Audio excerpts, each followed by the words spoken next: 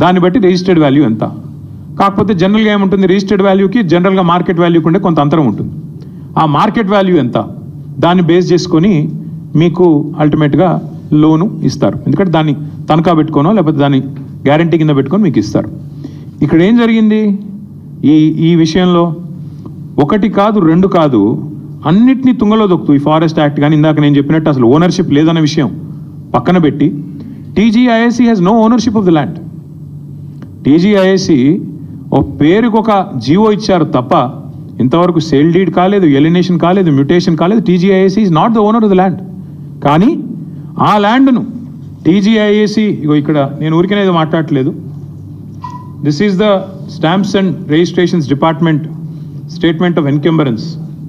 ఏదైతే రేవంత్ రెడ్డి గారి ప్రభుత్వం ఈ భూములు తనకి కాకపోయినప్పటికీ ఏదైతే టీజీఐఏసీ ఆ బీకన్ అనే కంపెనీకి రాసిచ్చేసిందో దానికి సంబంధించిన వివరాలు. ఈసీ ఎన్కంబరెన్స్ మీరు కూడా దొరుకుతుంది, ఆన్లైన్ వెతికితే మీకు కూడా వెంటనే దొరుకుతుంది.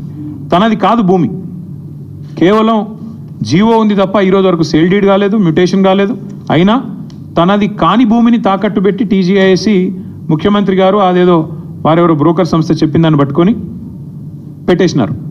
పెట్టేస్తే జనరల్గా ఏమవుతుంది, లోన్ ప్రాసెస్ స్టార్ట్ అయ్యేటప్పుడు 3-4 విషయాలు చూసుకుంటారు. ఏ బ్యాంక్ అయినా కూడా ఏం చూస్తారు, మార్కెట్ వాల్యూ ఎంత, రిజిస్ట్రేషన్ వాల్యూ ఎంత, ఇది ఒకవేళ నేను లోన్ ఇస్తే మళ్ళీ తిరిగి నాకు పైసలు వస్తాయా, ఇవన్నీ చూసుకొనే ఇస్తారు. కానీ ఇక్కడేం జరిగింది, అసలు ఈ భూమికి యాజమాన్య పత్రాలు లేవు, రిజిస్ట్రేషన్ డాక్యుమెంట్ లేదు. That itself is a big crime. First టీజీఐఏసీని, ఇండస్ట్రీస్ డిపార్ట్మెంట్ని, ఇండస్ట్రీస్ సెక్రటరీని జైల్లో వేసేంత పవర్ఫుల్ ఎవిడెన్స్ ఇక్కడే ఉంది. నీది కాని భూమి నువ్వు ఎట్లా అమ్ముతావు అసలు?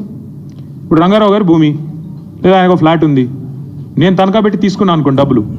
ఫస్ట్ ఆఫ్ ఆల్ ఎవడన్నా ఇస్తే వాడిది తప్పే అవుతుంది, నాది కూడా తప్పే అవుతుంది. ఆయన నాది కాని దాన్ని తీసుకుపోయి నేను పెడితే నాది తప్పే, ఇచ్చే ఇన్స్టిట్యూషన్ కూడా తప్పే అవుతుంది.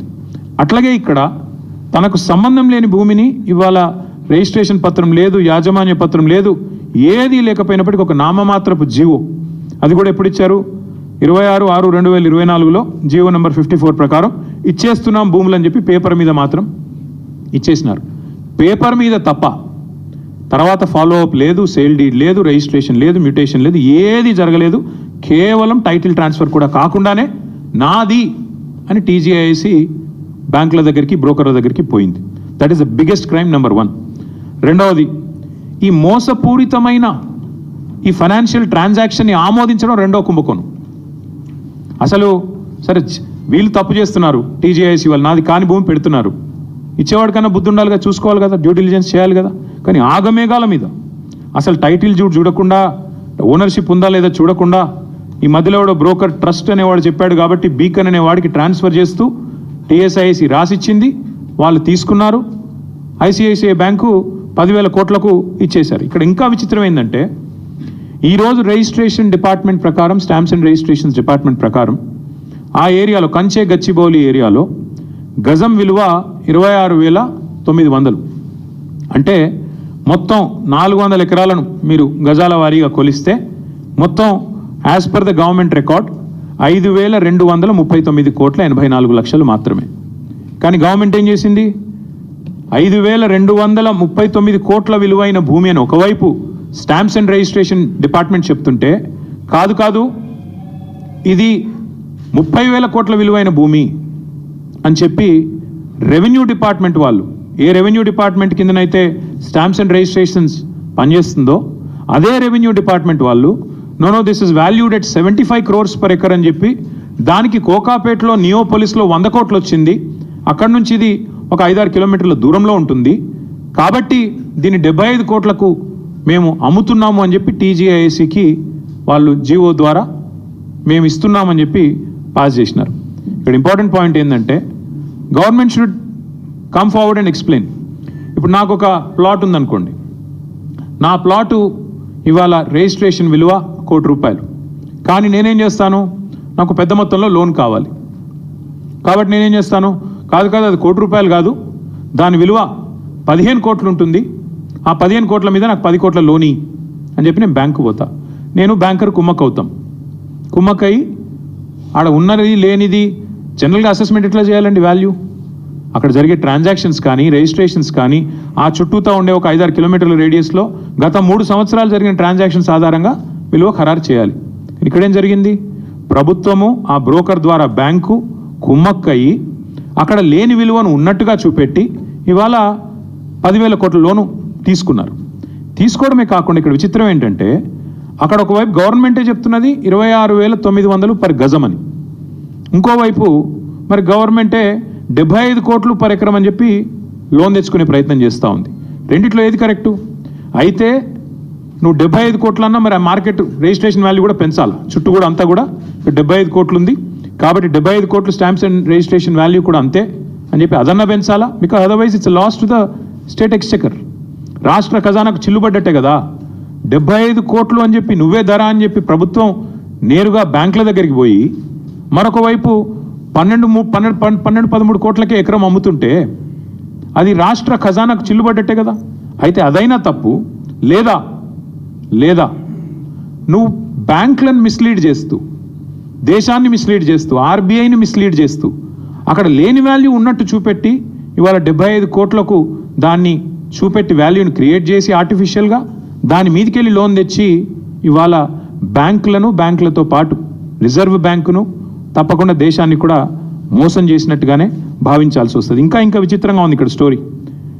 5,239 కోట్ల విలువైన భూమిని 30,000 కోట్లని చూపెట్టారు మొదలు. ఆ తర్వాత ఇంకా విచిత్రంగా వెంటనే ఆగమేఘాల మీద వెంటనే వాళ్ళు డిసైడ్ చేశారు రేట్లు.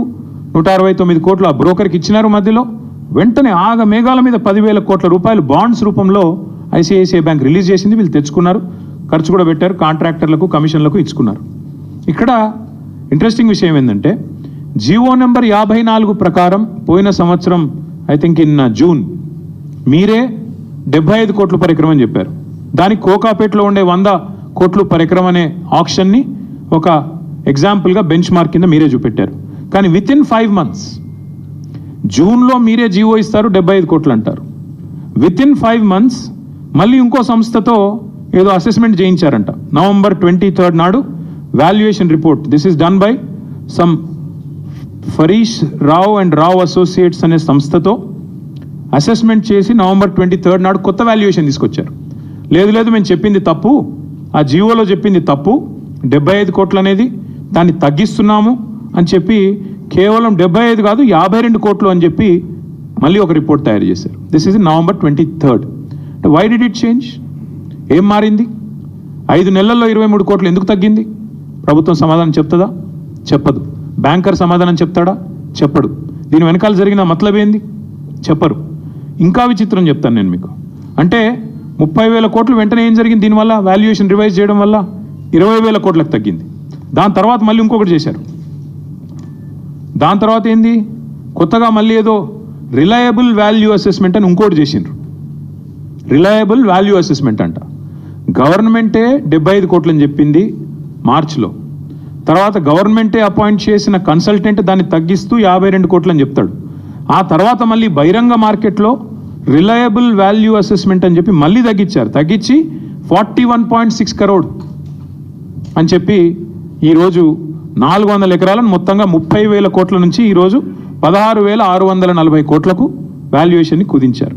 కుదించిన తర్వాత ఇవాళ ప్రభుత్వం చేస్తున్న కుట్ర ఏంటంటే అదే బ్యాంకరు అదే బ్రోకర్ను అడ్డం పెట్టుకొని తమ వాళ్ళు కొంతమంది ఢిల్లీ బాంబే బిల్డర్లను పిలుచుకొని మొదలు 75 కోట్లని చెప్పినా దాన్ని ఆల్మోస్ట్ సగానికి తగ్గించి వాళ్లకు అడ్డికి పావు షేరుకు ఈ భూములను అమ్మాలన్నదే రేవంత్ రెడ్డి గారి యొక్క పన్నాగం.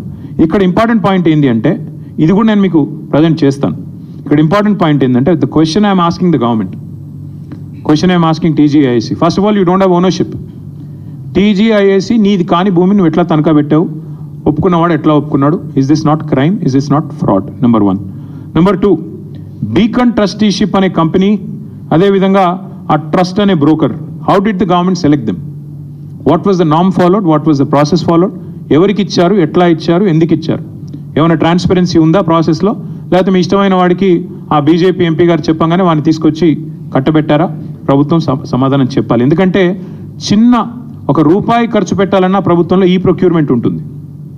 1,00,000 రూపాయలు ఖర్చు పెట్టాలన్నా, 1,00,000 రూపాయలు టెండర్ పిలవాలన్నా ఈ ప్రొక్యూర్మెంట్ ఉంటుంది. మరి ఏ బేసిస్లో ఈ బీకన్ ట్రస్ట్, అదే బీకన్ ట్రస్టీషిప్ తర్వాత వాడేవాడు ట్రస్ట్ అడ్వైజర్స్ అనేవాడిని ఏ బేసిస్లో ప్రభుత్వం సెలెక్ట్ చేసింది, ఏ ప్రాసెస్ ఫాలో అయ్యింది,